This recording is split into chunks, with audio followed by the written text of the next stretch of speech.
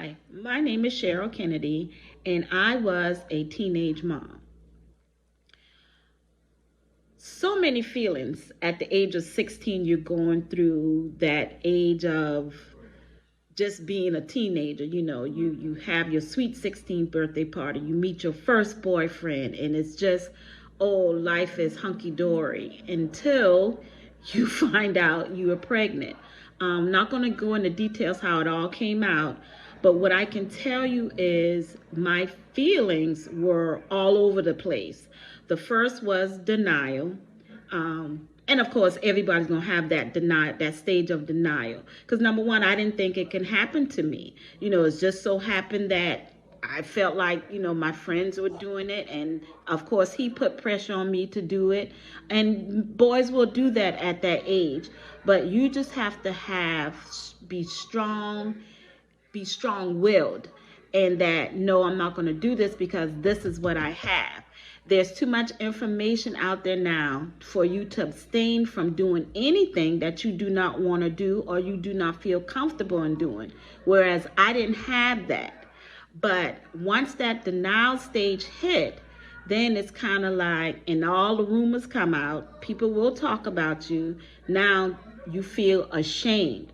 And I did feel ashamed, but I wasn't feeling ashamed, not just for me, but for my mom, who now was working all these long hours just to take care of me and my brother, who eventually was going to college. Now she got to have a whole mouth to feed, and really starting over with the crib, with the diapers, with the clothes. And being that I am surrounded by a strong community, and trust me, that cliche you always hear, it takes a village. It does take a village, because number one, you have to surround yourself with the right kind of people. So lo and behold, we surrounded myself, but I still felt, from the denial, the shame, the loneliness, depression. School started, and I thought my friends were my friends, and I found out they really weren't my friends. So the loneliness came in, the crying every day during lunch, teachers turning their backs on you. I can truly say that one teacher that really sparked me to continue and do what I want to do was my band teacher. And he said, as long as I can perform, and the doctor said I can perform, I can perform. So I felt joy in that he didn't turn, that one adult did not turn his back on me.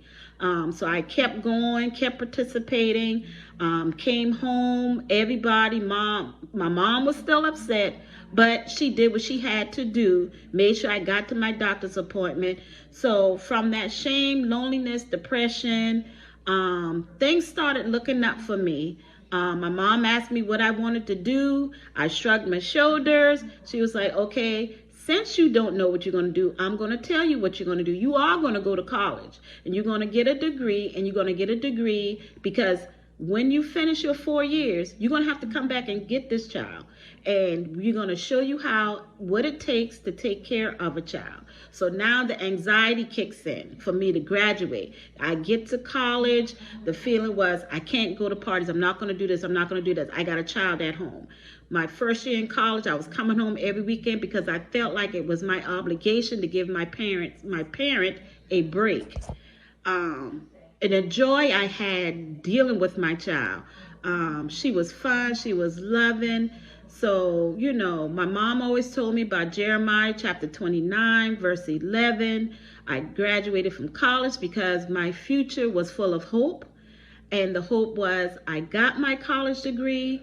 My daughter got a college degree and a master's degree. We all living a life full of happiness. Mistakes happen. You just got to understand. You're going to make a mistake. You're not perfect. But understand, you got to be able to come back from that mistake. If any teenage moms are out there right now, nothing can stop you from going ahead with your dreams. If you didn't have dreams, if you didn't have plans, make your plans now. God has a plan for you. You just have to follow, trust, believe, turn to the word when you have to. Surround yourself with positive people. And trust me, you will be successful.